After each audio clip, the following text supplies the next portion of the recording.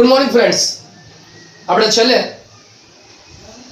Electrochemistry વિદ્યુત રાસાયણિક ચેપ્ટરમાં video lecture number 2 માં ખૂબ અગત્યના મુદ્દાઓની ચર્ચા કરી હતી. આઈ હોપ કે દરેકને વ્યવસ્થિત બધી વસ્તુ સમજાઈ ગઈ હશે અને બધા જ મુદ્દાઓને તમે રિપીટ કરીને જોયેલું હશે. ડીપીપી જે તમને ફોરવર્ડ કરેલી છે એ ડીપીપી તમે અભ્યાસ કર્યો છે. હવે આપણે જે વાત કરવાની છે, નેક્સ્ટ ટોપિક ઉપર વાત કરવાની છે. ખૂબ અગત્યનો મુદ્દો છે એ વિદ્યુત રાસાયણિક શ્રેણી કેવી રીતે તૈયાર થાય, આની અગત્યતા શું, અને આને લઈને ઘણા બધા પ્રશ્નો છે. લોજિકલી પ્રશ્નો બહુ અગત્યના પૂછાય છે. આ સિરીઝ જે છે એ સિરીઝના પોટેન્શિયલ એ બધી વસ્તુ આપણે બહુ યાદ રાખવાની જરૂર નથી, અને જો યાદ રાખવાનો પ્રયત્ન કરશો તો યાદ નહીં અને અમુકના વધારે ગૂંચવાશો. સમજવાનું છે કોન્સેપ્ચ્યુઅલી જે છે, કોન્સેપ્ચ્યુઅલી તમારે સમજવાનું. જો સમજણ જે છે એકવાર ડેવલપ થઈ જશે તો તમને વાંધો નહીં યાર. ચાલે એવું તો પેલા વાત કરીએ કે વીજ રાસાયણિક શ્રેણી અથવા તો વિદ્યુત રાસાયણિક શ્રેણી છે શું. ધોરણ 10 માં તમે ધાતુની સક્રિયતા શ્રેણી શીખેલા છો. બસ આ સક્રિયતા શ્રેણી જેવું જ છે, પણ તે ધાતુની સક્રિયતાને ધ્યાનમાં લઈને વાત કરી હતી. એ બધા જ તત્વોની વાત આવે છે, જેટલા યુઝફુલ છે એટલા બધા છે. સંદર્ભ વિદ્યુતધ્રુવ, હાઇડ્રોજન વિદ્યુતધ્રુવને આપણે જુદા જુદા અજ્ઞાત વિદ્યુતધ્રુવ સાથે જોડો એટલે અજ્ઞાત વિદ્યુતધ્રુવના પોટેન્શિયલ પ્રાપ્ત થાય એની આપણે ચર્ચા કરી હતી આગળના લેક્ચરમાં. નેગેટિવ હશે તો એનોડ તરીકે વર્તે, પોઝિટિવ મળે તો કેથોડ તરીકે વર્તે. અને આ અજ્ઞાત વિદ્યુતધ્રુવના એટલે કે જુદા જુદા વિદ્યુતધ્રુવના જુદા જુદા વિદ્યુત ધ્રુવોના રિડક્શન પ્રમાણિત રિડક્શન પોટેન્શિયલ ના આધારે ઉતરતા ક્રમમાં ગોઠવતા જે શ્રેણી તૈયાર થાય તેને વિદ્યુત રાસાયણિક શ્રેણી અથવા તો વીજ રાસાયણિક શ્રેણી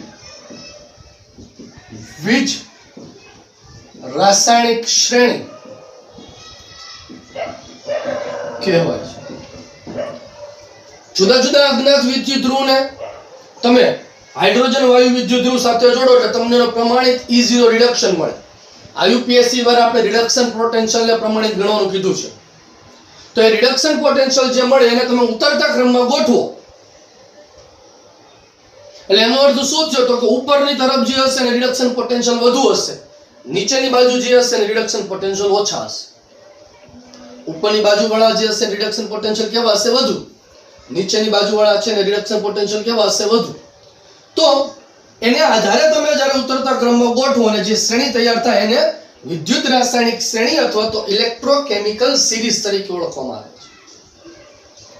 આ ઇલેક્ટ્રોકેમિકલ સિરીઝ છે એમાં જુદા જુદા તત્વો છે ને એના બધી અઢળક માહિતીઓ આપણને પ્રાપ્ત થાય, પણ સમજવાની છે. જો તમે એને ગોખવાનો પ્રયત્ન કરશો, સમજ્યા વગર આગળ વધવાનો પ્રયત્ન કરશો તો તમે કોન્સેપ્ટ સમજી નહીં શકો. અને મૂળ વસ્તુ અગત્યની આમાં કોન્સેપ્ટ જ છે. સિરીઝ કદાચ તમને ન યાદ રહે તો કઈ ચાલશે, એના પોટેન્શિયલના મૂલ્ય તમને આપેલા હોય એ ન યાદ રહે તો ચાલશે.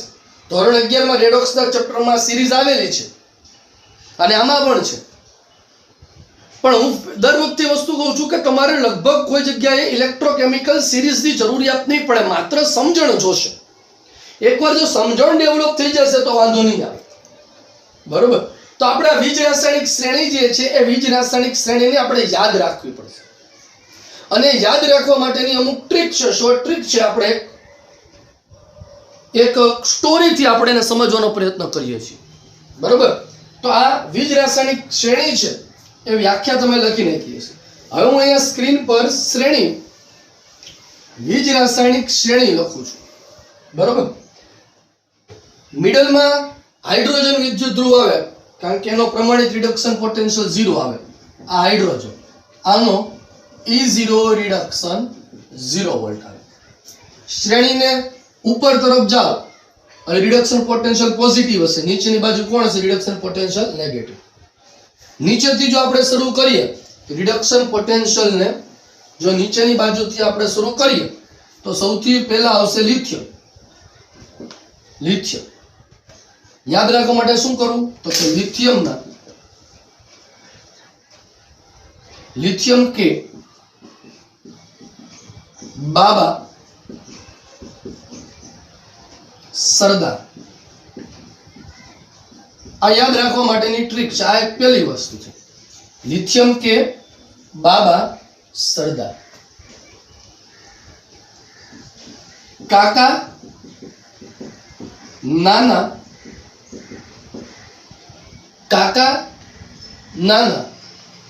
માંગે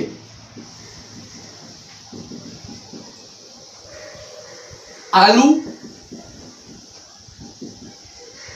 पानी में. आ एक बीजो भाग थी. लिथियम के बाबा सरदार, काका नाना मांगे आलू पानी में. त्यार पछी मैंने जिंदा क्रो को फ्राई कर दिया.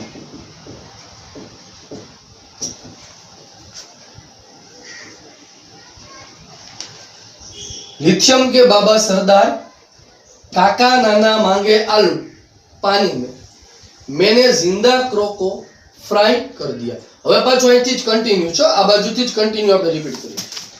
કોઈ નહીં, कोई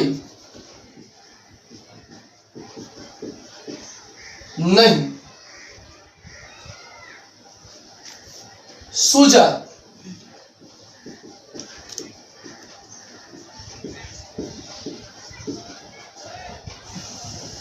प्रभु हाइड्रोजन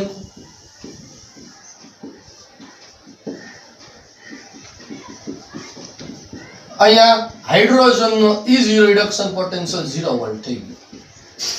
એટલે તમે હજી સિરીઝમાં વચ્ચે પહોંચી ગયા. આમ જ કન્ટિન્યુ કરવાનું છો ભાઈ. અચ્છા,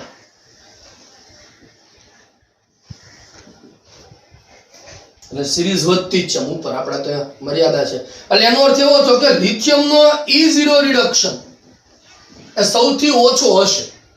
લિથિયમ નો E0 રિડક્શન સૌથી ઓછો માઇનસ હશે, કારણ કે આ 0 છે. એની ઉપરના બધા જુઓ તો એ બધાના E0 reduction potential negative value આવશે, માઇનસ વેલ્યુ. જેમાં સૌથી વધુ જે છે એ સૌથી વધુ લિથિયમનો E0 રિડક્શન માઇનસ છે. એ લગભગ નિયરલી અબાઉટ -3.87 ની આસપાસ આવશે કદાચ. એક્ઝેક્ટલી મને બહુ નથી યાદ. તો આ સિરીઝમાં તમે આપણે નીચેથી ચાલુ કર્યું છે, ઉપરથી નથી. આપણે નીચેથી ચાલુ કર્યું છે. આ યાદ રાખવા માટે હું તમને કહું છું. તો તમે અહીંયા હાઇડ્રોજન સુધી પહોંચી ગયા. હવે તમે સિરીઝમાં ઉપરથી નીચે આવવાના છો. હવે સિરીઝમાં ક્યાંથી આવવાના છો તમે? ઉપરથી. તો સૌથી ઉપર સિરીઝમાં આવશે ફ્લોરિન. ફ્લોરિન આનું સૌથી વધુ E0 રિડક્શન પોટેન્શિયલ હશે, સૌથી વધુ. લિથિયમનો સૌથી ઓછો, ફ્લોરિનનો સૌથી વધુ રિડક્શન પોટેન્શિયલ. આપણે ઉપરથી આ શરૂ કર્યું. આ ક્યાંથી શરૂ કર્યું છે? સિરીઝમાં નીચેથી. નીચેથી આપણે ઉપર ગયા અને હાઇડ્રોજન સુધી આવ્યા. હવે અધાતુમાં શરૂ કરીએ છીએ, ઉપરથી આવશું નીચે અને હાઇડ્રોજન સુધી પહોંચશું. એટલે કે આખી સિરીઝ તમારી તૈયાર થશે. ફ્લોરિન તો આપણે યાદ રાખવાનું છે ફિરસે. AU એટલે એન્ટીને. O2 એટલે કે ઓક્સિજન કો. पीटा बार बार। फिर से एंटी ने ऑक्सीजन को पीटा बार बार। और तो और सिल्वर, और तो और पारो को Hg मर्क्यूरी, और तो और पारो को ही એટલે ही कुत्ता कहा, कुत्ता।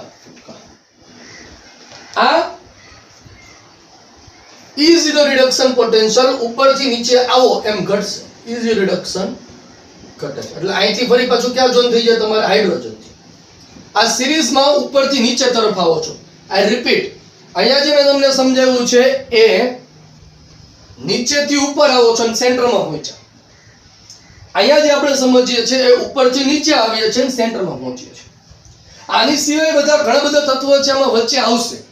વચ્ચે ઘણા બધા તત્વો મેં નથી લીધા કારણ કે આમાં બધા મન બેસતા નથી અને એની આમ જરૂરિયાત નથી. આ રિપીટ, જરૂરિયાત નહીં પડે તમારે.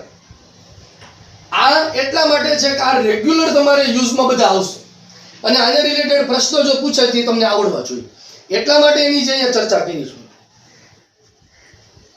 लिथियम के बाबा सरदार, काका नाना मांगे आलू पानी में, मैंने जिंदा क्रो फ्राई कर दिया, कोई नहीं सूझा प्रभु हाइड्रोजन को, फिर से आंटी ने ऑक्सीजन को पीटा बार बार और तो और पारो को ही कुत्ता कर डाला.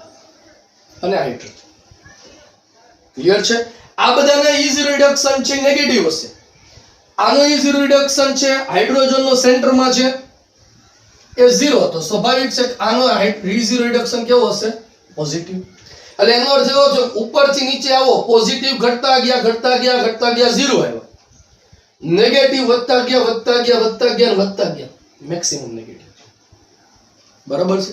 તો આ ઇલેક્ટ્રોકેમિકલ સિરીઝ છે એને યાદ રાખવાની રીત છે. હવે આની એપ્લિકેશન આની એક્ઝામ્પલ ઉપયોગિતા છે આની આપણે ચર્ચા કરશું. અને આ કી જે છે ખાસ નોંધી લેજો. તમને આની નોટ્સ જે મેં બનાવેલી છે નોટ્સ તમને મારા સુવર્ણ અક્ષરોમાં લખેલી છે તમને પ્રોવાઈડ કરશે, ગ્રુપમાં આવશે. તો જરા એમાંથી જોઈ લેજો એટલે તમને ખ્યાલ આવશે. એટલે હું અહીંયા તમને શોર્ટમાં બધું સમજાવીશ. લખવા માટેનો સ્કોપ એટલો નહીં મળે. લખવા માટે તમને પેલામાં જોઈ લો. જો કે આ થિયોરિટિકલ પ્રશ્ન નથી, કોઈ એમસીક્યુ બેઝ ક્વેશ્ચન છે એટલે એમસીક્યુ માંથી મેક્સિમમ પૂછાશે ને આપણે છેલ્લે પ્રેક્ટિસ પણ કરશું બાળકો. બરોબર. ચાલો, તો હવે આ ઇલેક્ટ્રોકેમિકલ સિરીઝ જે છે એ ઇલેક્ટ્રોકેમિકલ સિરીઝની ઉપયોગિતા, એની લાક્ષણિકતા શું છે એ બધી આપણે ચર્ચા કરીએ. ઉપયોગિતા અને લાક્ષણિકતા.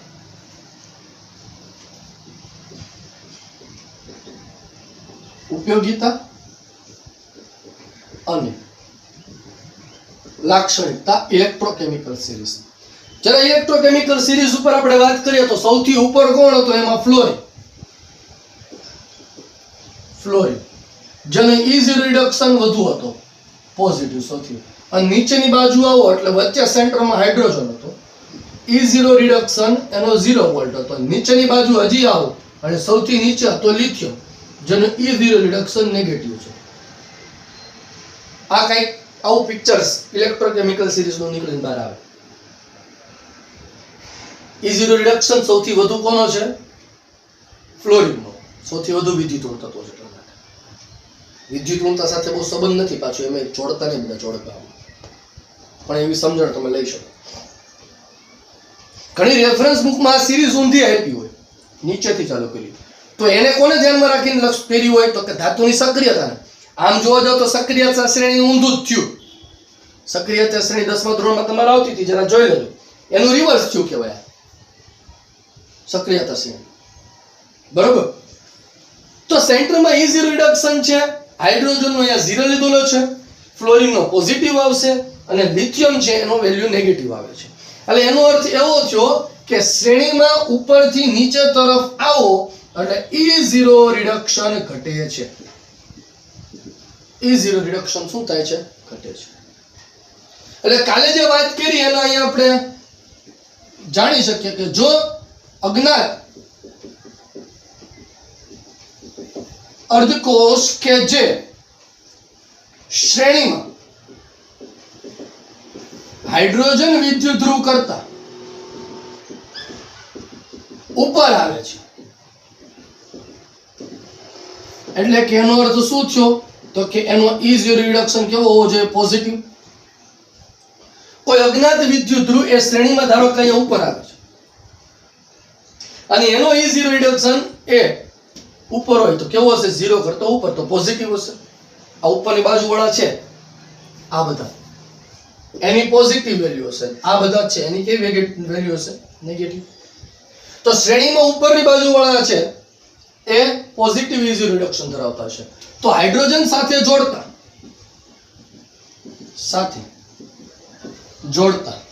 કયા વિદ્યુતધ્રુવ તરીકે વર્તે છે? તો કે કેથોડ. કાલે વાત કરી હતી મેં તમને. શેના તરીકે વર્તે છે? કેથોડ તરીકે. કાલે જોયું હતું ને આપણે છેલ્લા ટોપિકમાં વચ્ચે. બરોબર. બીજું શું આવે? તો કાના કરતા વિપરીત શ્રેણીમાં હાઇડ્રોજન કરતા નીચે હોય. હાઇડ્રોજન કરતા નીચે હોય તો E0 રિડક્શન નેગેટિવ થવાનું. અને જો E0 રિડક્શન નેગેટિવ હોય તો હાઇડ્રોજન વાયુ વિદ્યુત ધ્રુવ સાથે જોડતા તે એનોડ તરીકે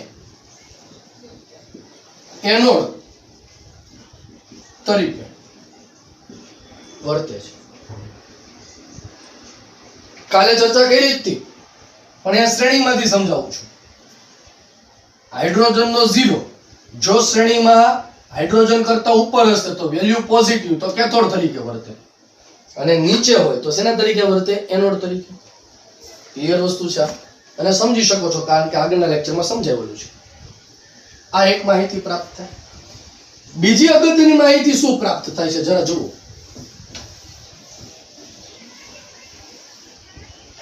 કે શ્રેણીમાં ઉપરથી નીચે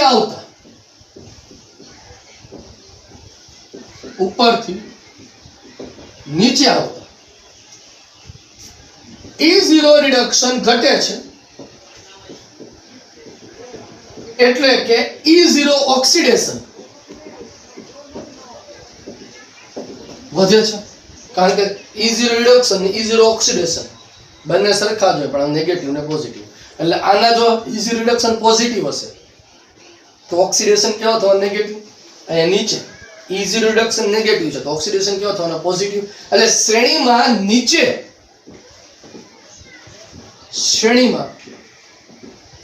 નીચે આવેલા તત્વો એ સક્રિય ધાતુ હશે.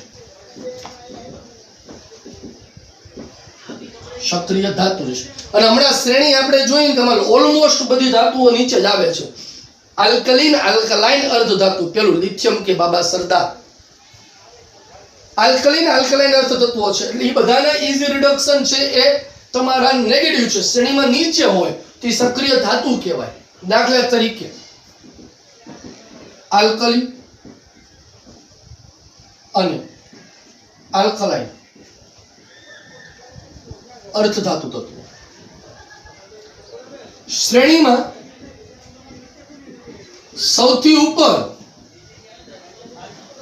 આવેલા તત્વો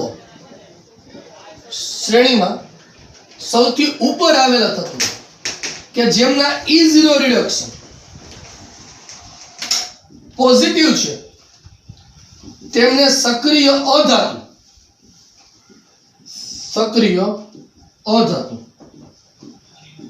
કહેવાય છે. શ્રેણીમાં ઉપર મોટા ભાગે અધાતુ જશે, બરોબર છે, મોટા ભાગના કેસમાં તો એ સક્રિય અધાતુ કહેવાય. ફ્લોરિન અધાતુ છે. નીચે આવેલી બધી સક્રિય ધાતુ, ઉપર આવેલી બધી સક્રિય અધાતુ. આ બીજી માહિતી પ્રાપ્ત થઈ. ત્રીજું તો કે રિડક્શન કરતા અને ઓક્સિડેશન કરતા તરીકે કોણ વર્તી શકે એ સમજી શકાય. જુઓ કે સમૂહમાં નીચે તરફ આવે, શ્રેણીમાં નીચેની તરફ આવો છો તો એમ E0 રિડક્શન ઘટે છે. E0 રિડક્શન ઘટવું એટલે શું? તો કે રિડક્શન અનુભવવાની વૃત્તિ ઘટે છે. જેનું રિડક્શન પોટેન્શિયલ વધુ એનું રિડક્શન અનુભવવાની વૃત્તિ કેવી હશે? વધુ. અને જેનું રિડક્શન પોટેન્શિયલ ઓછો એની રિડક્શન અનુભવવાની વૃત્તિ ઘટતી હશે. એટલે નીચેની બાજુ આવો તો રિડક્શન અનુભવવાની વૃત્તિ ઘટતી જાય છે. તો ઊંધું જરા વિચારી શકો ખરી. તો એનો અર્થ એવો થયો ને કે E0 ઓક્સિડેશન વધે છે. અને E0 ઓક્સિડેશન વધે તો ઓક્સિડેશન અનુભવવાની વૃત્તિ, ઓક્સિડેશન અનુભવવાની વૃત્તિ વધે છે. એટલે કે પોતાનું શું થવાનું છે ત્યાં ઓક્સિડેશન, નીચેની બાજુ ધાતુ આવો બધું પોતાનું શું થાય ઓક્સિડેશન, કારણ કે ઇલેક્ટ્રોન ડોનેટ કરવાનો ગુણધર્મ ધરાવે, એક્સેપ્ટ કરવાનો ગુણધર્મ ન ધરાવે. અને તમને ખબર છે કે જેનું પોતાનું ઓક્સિડેશન થાય એ સામેવાળાનું શું કરી શકે, રિડક્શન. ગુડ. જો સામેવાળાનું રિડક્શન કરી શકે તો એને શું કહેવાય, પ્રબળ રિડક્શન કરતા. તો પ્રબળ રિડક્શન કરતાની વૃત્તિ વધે છે. સમજાયું? તો હવે આને લઈને તમને પ્રશ્ન પૂછાય, કોઈ 2-3 ના રિડક્શન પોટેન્શિયલ આપી દીધા, કીધા રિડક્શન કરતાની વૃત્તિના ચડતા ક્રમમાં ઉતરતા ક્રમમાં ગોઠવો, આવો પ્રશ્ન પૂછાય. તો રિડક્શન કરતાની વૃત્તિ વધુ કોની હશે બાળક? જેનો રિડક્શન પોટેન્શિયલ કેવો હોય, ઓછો, અને ઓક્સિડેશન પોટેન્શિયલ કેવો હોય, વધુ. આવા એમસીક્યુ અઢળક આવવાના છે, સોલ્વ કરશો એટલે આ વાત રિમાઇન્ડ રહેવી જોઈએ. તમને જે પોટેન્શિયલ આપ્યા છે પહેલો શું ચેક કરવાનું છે, રિડક્શન છે કે ઓક્સિડેશન. બધાને એક ફોર્મેટમાં ફેરવી દો, કાં તો રિડક્શનમાં કન્વર્ટ કરો કાં તો ઓક્સિડેશનમાં કન્વર્ટ કરો. રિડક્શન કરતાની વૃત્તિનો ઉતરતો ક્રમ પૂછો છે. રિડક્શન કરતાની વૃત્તિનો ઉતરતો ક્રમ જણાવો. તો ઉતરતો ક્રમ એટલે એનો અર્થ શું છે, ઉપર કોણ હોવો જોઈએ, સૌથી વધુ રિડક્શન કરતા. તો એનો રિડક્શન પોટેન્શિયલ કેવો હોવો જોઈએ, ઓછો, નીચે વાળો. અને ઓક્સિડેશન પોટેન્શિયલ કેવો હોવો જોઈએ, વધુ. લોજિક સમજણ છે તમે ડેવલપ કરશો ને તમારથી તમે અઢળક એમસીક્યુ સોલ્વ કરી શકશો. લોજિક ડેવલપ થવું જોઈએ, મેઇન વસ્તુ એ છે. કન્ટેન્ટ ક્લિયર હશે તો જ લોજિક થશે, અને પછી પ્રેક્ટિસ એમસીક્યુ. નીચેની બાજુ આવો, રિડક્શન પોટેન્શિયલ ઘટે છે સિરીઝમાં, એટલે રિડક્શન અનુભવવાની વૃત્તિ ઘટે, પોતાનું રિડક્શન ન થાય પણ પોતાનું શું થાય, ઓક્સિડેશન. પોતાનું જો ઓક્સિડેશન થાય સામેવાળાનું રિડક્શન કરે તો રિડક્શન કરતાની વૃત્તિ વધે છે. તો ઊંધું આપણે વિચારી શકીએ ખરી, સિરીઝમાં નીચેથી ઉપર જાઓ. આ ક્યાં આવ્યા તમે, ઉપરથી નીચે. હવે આપણે શું કરીએ છીએ, નીચેથી ઉપર. નીચેથી ઉપર. તો નીચેથી ઉપર તરફ જાઓ તો E0 રિડક્શન વધે છે, પોઝિટિવ બને છે. તો રિડક્શન અનુભવવાની વૃત્તિ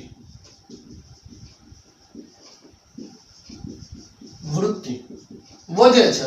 તો E0 ઓક્સિડેશન શું થતો હોવો જોઈએ, ઘટે છે. તો ઓક્સિડેશન અનુભવવાની વૃત્તિ ઘટે છે, એટલે પોતાનું રિડક્શન અનુભવવાની વૃત્તિ વધે. પોતાનું રિડક્શન થાય, સામેવાળાનું શું કરવાનું છે, પોતાનું રિડક્શન થાય તો સામેવાળાનું શું કરવાનું છે, ઓક્સિડેશન. તો ઓક્સિડેશન કરતા તરીકે, પ્રબળ ઓક્સિડેશન કરતા તરીકે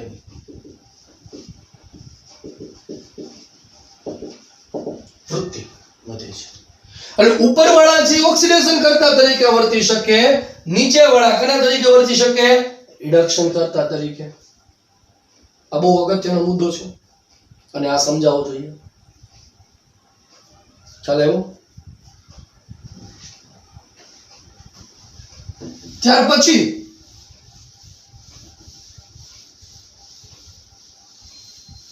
ધાતુની સક્રિયતા.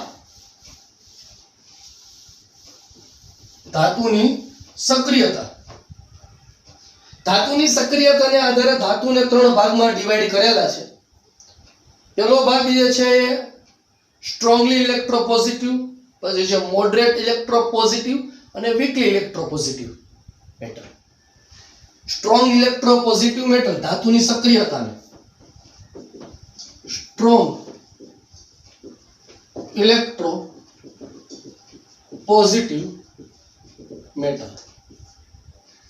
સ્ટ્રોંગ ઇલેક્ટ્રોપોઝિટિવ મેટર કોણ હશે, તો કે જેને E0 રિડક્શન એ -2.0 વોલ્ટની આસપાસ હોય. સ્ટ્રોંગ ઇલેક્ટ્રોપોઝિટિવ મેટર કોણ હશે, તો કે જેને E0 રિડક્શન કેની આસપાસ હશે, -2.0 ની આસપાસ. બરોબર. એટલે આ બધી ધાતુ દાખલા તરીકે આમાં કોણ આવી શકે તો કે લિથિયમ, પોટેશિયમ, સોડિયમ વગેરે, ખાસ કરીને આલ્કલી અને આલ્કલાઇન ધાતુ. અને આ બધી ધાતુઓ છે એ ઠંડા પાણી સાથે,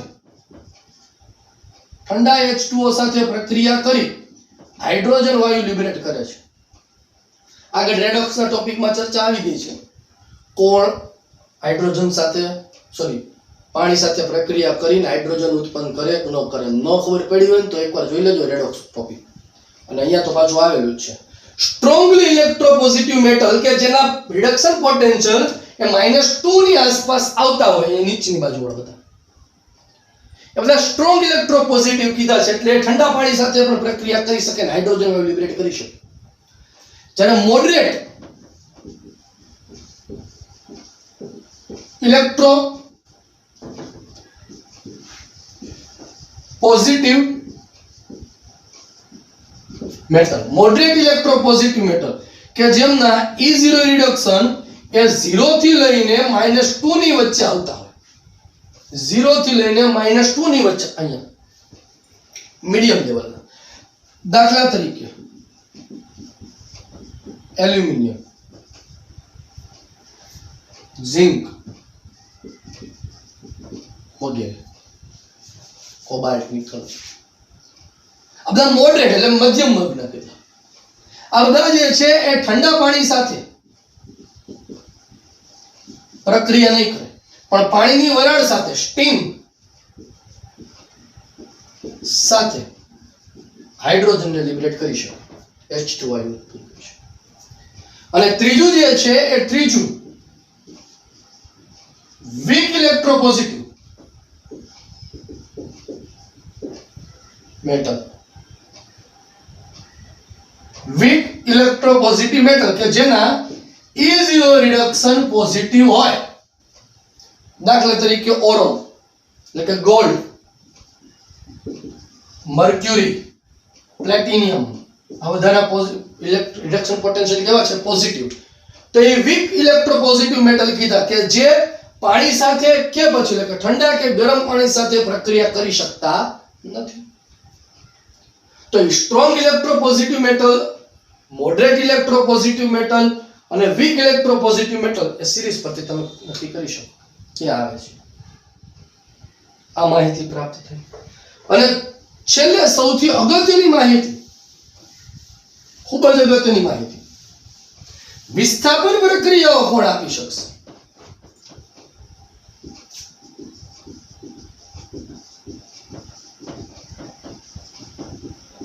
વિસ્થાપન પ્રક્રિયાઓ રેડોક્સના ચેપ્ટરમાં પ્રક્રિયાઓ ભણી ગયા આપણે. રેડોક્સ ચેપ્ટરમાં રેડોક્સ પ્રક્રિયાના પ્રકાર 4 પ્રકાર ભણ્યા હતા. વિષમીકરણની પ્રક્રિયા, સંયોગીકરણની પ્રક્રિયા, વિઘટનની પ્રક્રિયા, અને ત્રીજી પ્રક્રિયા હતી એમાં વિસ્થાપન. વિસ્થાપનમાં પાછા 2 જોયા હતા, યાદ હોય તો. ધાતુ ધાતુનું વિસ્થાપન અને અધાતુ અધાતુનું વિસ્થાપન, યાદ હોય તો. ધાતુ ધાતુ અને ધાતુ અધાતુ વિસ્થાપન પ્રક્રિયા આ આપણે જોયું હતું, બરોબર. તો અહીંયા આપણે એ જ વસ્તુઓ જોવાનું છે. છતાં જો ન યાદ હોય તો રેડોક્સના ચેપ્ટરમાં છે, એકવાર રિવિઝન મારી દીજો એટલે ખ્યાલ આવશે. અહીંયા હું સમજાવું છું ફરીથી, પણ જેટલું ડીપલી તમે ત્યાં સમજેલા છો એટલું ડીપલી અહીંયા સમજણ નહીં થાય. અહીંયા હું તમારો કોન્સેપ્ટ ક્લિયર કરાવી દઉં છું કે કઈ ધાતુ કોનું વિસ્થાપન કરી શકે એના દ્રાવણમાંથી અને કોણ ન કરી શકે, એ આપણે સમજવાનું. અને આને લઈને પ્રશ્નો ઘણા પૂછાય છે. પહેલા સમજીએ ધાતુ ધાતુ વિસ્થાપન.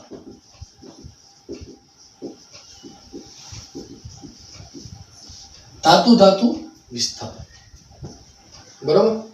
તો શ્રેણીમાં ઉપર આવેલી ધાતુ, ઉપર આવેલી ધાતુ એટલે એના E0 રિડક્શન કેવા હોવો જોઈએ? વધુ. શ્રેણીમાં ઉપર આવેલી ધાતુના દ્રાવણમાંથી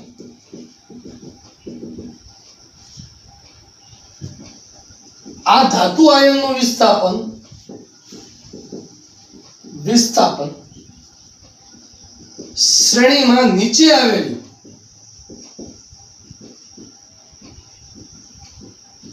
ધાતુ કરી શકે છે.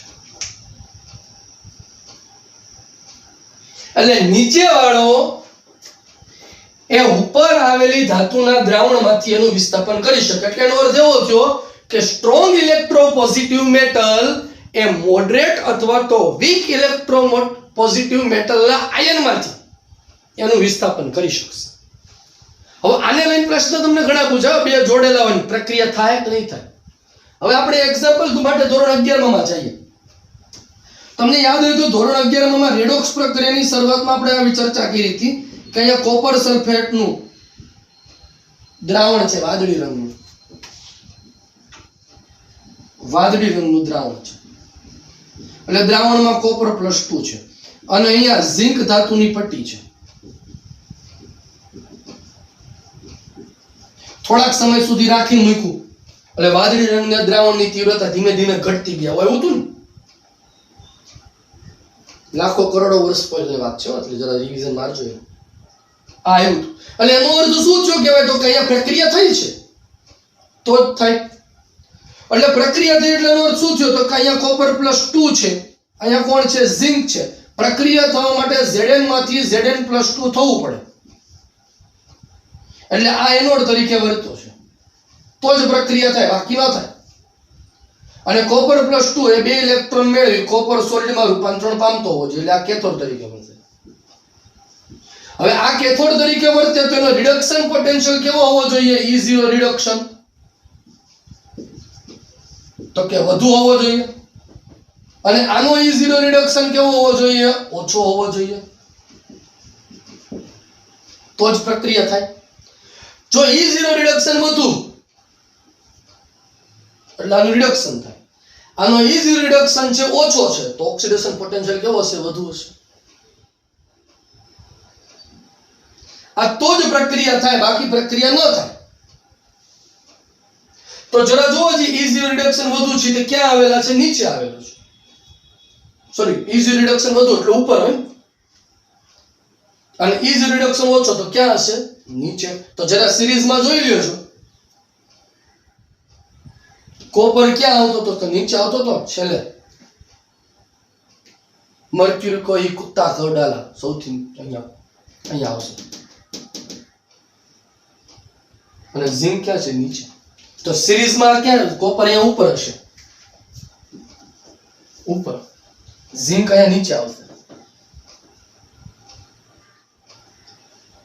તો વિસ્થાપન કોણ કરી શકે? મેં તમને કીધું સિરીઝમાં નીચે હોય એ ઉપરના વાળા દ્રાવણનું વિસ્થાપન કરી શકે એટલે પ્રક્રિયા થઈ. આવા પ્રશ્નો પૂછાશે.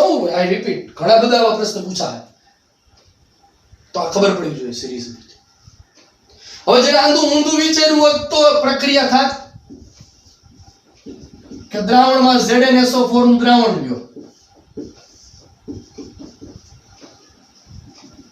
કોપર ધાતુની પટ્ટી લ્યો, થાય પ્રક્રિયા? કે ન થાય? ન થાય. કેમ? તો કે અહીંયા Zn+2 છે,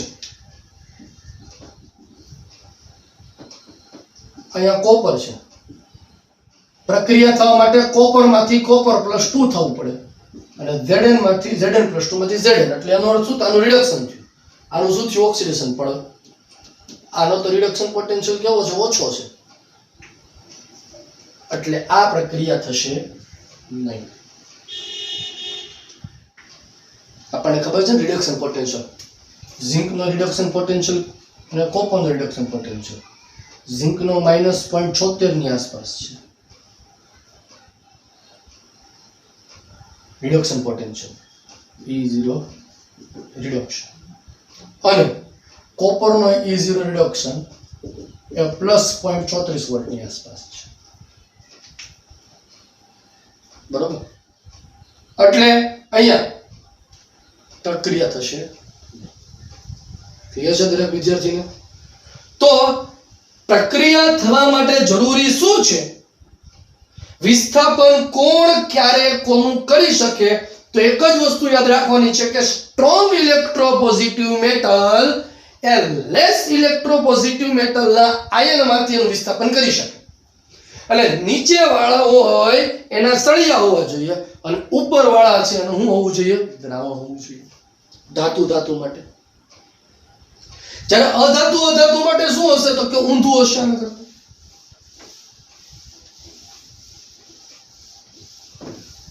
લોજિક તો એ જ છે જે ધાતુમાં હતું.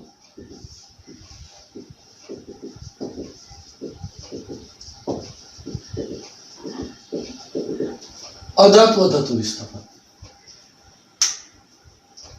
અહીંયા એ કોન્સેપ્ટ છે. એમ જ કોન્સેપ્ટ છે. શું એ કોન્સેપ્ટ હતો? તો કે પ્રબળ હોય એ નિર્બળના દ્રાવણમાંથી વિસ્થાપન કરી શકે. તો સેમ વસ્તુ અહીંયા છે. પ્રબળ હોય એ નિર્બળના દ્રાવણમાંથી વિસ્થાપન કરી શકે. પ્રબળ વધુ વિદ્યુતઋણ અધાત્વીય ગુણધર્મ ઉપરવાળાનું છે. તો ઉપરવાળો અધાતુ એ નીચેવાળા અધાતુના દ્રાવણમાંથી એનું વિસ્થાપન કરી શકે. અધાતુ વિસ્થાપન માટે શું જરૂરી છે? તો કે ઉપરવાળી અધાતુ એ નીચે આવેલી અધાતુના દ્રાવણમાંથી તેનું વિસ્થાપન કરી શકે છે. દાખલા તરીકે KCl નું દ્રાવણ છે.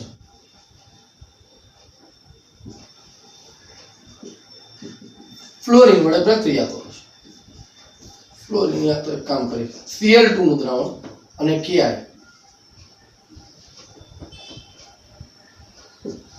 તો પ્રક્રિયા જેમ શું થશે? KCl + I2 થવાનું. એટલે આ પ્રક્રિયા થશે. કેમ? તો કે ક્લોરીન સિરીઝમાં ક્યાં છે? ઉપર. આયોડિન સિરીઝમાં ક્યાં છે? નીચે. મર્ક્યુરી કો હી કુત્તા કરડાલા. બરોબર છે. અને આ કોન્સેપ્ટ 11 માં પણ આવેલો છે. અધાતુ વિસ્થાપન. તો આ સમજણ છે એ ડેવલપ થવી જોઈએ દોસ્તો. કોણ કોનું વિસ્થાપન કરી શકે? કોણ હાઇડ્રોજન લિબરેટ કરી શકશે? કોણ હાઇડ્રોજન લિબરેટ નહીં કરી શકે? આ ખબર પડવી જોઈએ. કઈ ધાતુ એ એસિડ સાથે પ્રક્રિયા કરી હાઇડ્રોજનનું નિર્માણ કરી શકશે અને કઈ ધાતુ નહીં કરી શકે? કઈ ધાતુ ઓગળી શકશે અને કઈ ધાતુ નહીં ઓગળી શકે? આ બધું જ ઇલેક્ટ્રોકેમિકલ સિરીઝ સાથે સંબંધ ધરાવે છે. અને જેટલા આના કોન્સેપ્ટ ક્લિયર કરશો, એકવાર આ સિરીઝ આખી કોન્સેપ્ચ્યુઅલી ક્લિયર થવી જોઈએ અને પછી મોર એન્ડ મોર એમસીક્યુ ની પ્રેક્ટિસ કરશો, તમારી સામે નકરા એક્ઝામ્પલ આવશે એટલે બધું ક્લિયર થશે. બરાબર. અને ધોરણ 11 ના રેડોક્સ ના જે ઘણા કોન્સેપ્ટ તમારા ત્યાં રહી ગયા હશે એ અહીંયા હવે ક્લિયર થશે. બરાબર છે. તો આ ઇલેક્ટ્રોકેમિકલ સિરીઝ અને એના પરથી મળતી માહિતીની વાત. હવે આપણે જે આના પછી એક એક્ઝામ્પલ આનું સમજીએ એકાદું, એટલે આપણને ખ્યાલ આવશે કે કેવી રીતે કામ કરે છે. બરાબર. જોઈ લો એટલે પછી આપણે એક્ઝામ્પલ ઉપર કામ કરીએ. ચાલો તો આગળ ઇલેક્ટ્રોકેમિકલ સિરીઝ તમે બરોબર અભ્યાસ કર્યો હશે તો હવે આપણે એક એક્ઝામ્પલ્સ વડે સમજીએ. આના રિલેટેડ ઘણા બધા એક્ઝામ્પલ આવશે. એક્ઝામ્પલ એવું કીધું છે કે શું કોપર સલ્ફેટના દ્રાવણને નીચેનામાંથી કયા પાત્રમાં ભરી શકાય? ઝિંકના પાત્રમાં ભરવું કે સિલ્વરના પાત્રમાં ભરવું? આવો ઘણો બધો પ્રશ્ન પૂછાય. આવો પણ પૂછાય કે ભાઈ કોપર સલ્ફેટના દ્રાવણને ઝિંકના પાત્રમાં ભરતા પાત્રમાં કાણું પડી જાય છે, કારણ આપી સમજાવો. અથવા નથી ભરવામાં આવતો, કારણ આપી સમજાવો. આને લઈને ઘણા બધા પ્રશ્નો પૂછાય છે. એવો પણ પ્રશ્ન પૂછાય કે ભાઈ એક પ્રયોગશાળામાં એક લેબ ટેકનિશિયન પ્રક્રિયા દરમિયાન એસિડ બનાવતો હતો અને HCl બનાવતા હતા. એ દરમિયાન એની ચાંદીની વીંટી HCl માં પડી ગઈ તો શું થશે? નુકસાન થશે કે કાંઈ નહીં થાય? તો આવા ઘણા બધા પ્રશ્નો આવશે. જરા વિચારવાનો. આ એક સમજાવું પછી હમણાં બોલ્યો એ વિચારજો, ને તો MCQ માં આવવાનું જ છે. તો કોપર સલ્ફેટના દ્રાવણને નીચેનામાંથી કઈ આપણે પહેલા ઝિંક સાથે સમજીએ. જો પાત્રમાં ભરી શકાય કે નહીં આ સમજવું તો એટલા માટે એક વસ્તુ યાદ રાખવાની, ભરવા માટે પ્રક્રિયા ન થવી જોઈએ. જો પ્રક્રિયા થઈ તો કઈ કામનું નથી. એટલે પાત્રમાં ભરવા માટે એમાં કોઈ પણ પ્રક્રિયા થવી જોઈએ ને જો પ્રક્રિયા થાય તો ન ભરી શકાય. ચાંદીની વીંટી HCl માં પડી જો પ્રક્રિયા થાય તો નુકસાન નહીં થાય કે વાંધો નહીં. આ સમજવું પ્રક્રિયા થાય કે નહીં આ જોવાનું છે. તો એવું કહેવા માંગ્યું છે કે ભાઈ આ ધારો કે આપણું પાત્ર છે લોટો, એ ઝીંક નો ભર્યો છે અને દ્રાવણ કોપર +2 એટલે આગળની જેમ જ વિચાર. કોપર +2 ના દ્રાવણમાં ઝીંક નો સળિયો ડુબાડેલો છે. પ્રક્રિયા થતી હતી તો કે આ થતી હતી. કેમ તો કે આનો E0 રિડક્શન Zn+2Zn અને E0 રિડક્શન કોપર +2 કોપરની જો સરખામણી કરો તો આ હતું -0.76 વોલ્ટ ને આ હતું 0.34 વોલ્ટ. આ ક્યાં આવતો તો શ્રેણીમાં નીચે, આ ક્યાં છે ઉપર, તો પ્રક્રિયા થઈ જાય એટલે ભરી શકાય નહીં. સીધી વસ્તુ. બીજું લોજિક શું વાપરી શકો કે જો E0 રિડક્શન Zn+2Zn જેનું દ્રાવણ છે જેને ભરવાનું છે એનો વધુ હોય, E0 રિડક્શન કોપર +2 કોપર જેને ભરવાનું છે એનો રિડક્શન પોટેન્શિયલ જો વધુ હોય તો ભરી શકાય નહીં. એટલે આમાં ન ભરી શકાય. તો ચાંદીના પાત્રમાં ભરી શકાય તો કે હા, ચાંદીના પાત્રમાં ભરી શકાય. કેમ તો કે સિલ્વર માટે તમે E0 Ag+1 Ag જુઓ અને એ છે 0.80 વોલ્ટની આસપાસ અને કોપર +2 કોપર તમે જુઓ તો એ છે 0.34. મેં શું કીધું તું ભરી ક્યારે ન શકો, સોરી કદાચ આગળ મિસ્ટેક થઈ ગઈ છે, આઈ રિપીટ. ભરી ક્યારે ન શકો તો કે જેનો રિડક્શન જેને ભરવાનું છે એનો રિડક્શન પોટેન્શિયલ જો વધુ હોય જેમાં ભરવાનું છે તો ભરી શકાશે નહીં, કારણ કે પ્રક્રિયા થશે. અહીંયા જો જેને ભરવાનું છે એનો રિડક્શન પોટેન્શિયલ ઓછો હશે, જેમાં ભરવાનું છે સિલ્વરમાં એનો રિડક્શન પોટેન્શિયલ વધુ છે તો પ્રક્રિયા થશે નહીં. અને જો પ્રક્રિયા ન થાય તો તમે એને ભરી શકો છો. કોન્સેપ્ટ સમજ પડવી જોઈએ. આઈ રિપીટ, એક જ લીટીમાં કોન્સેપ્ટ છે, બાકી તમે સમજી જાજો. કોઈ પણ ના દ્રાવણને જે તે પાત્રમાં ભરવા માટે શરત શું છે કે પ્રક્રિયા થવી જોઈએ નહીં. આ મૂળ શરત છે.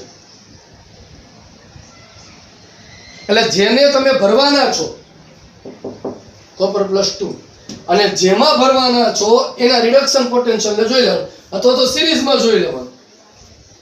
જેમાં ભરવાના છો એ જો નીચે હોય અને જેને ભરો છો એ જો ઉપર હોય તો પ્રક્રિયા થશે, તો ન ભરાય. આમાં ઊંધું છે. ક્લિયર છે વસ્તુ? તો આ ઇલેક્ટ્રોકેમિકલ સિરીઝ ના એક્ઝામ્પલ ની વાત. બરાબર? ચાલો.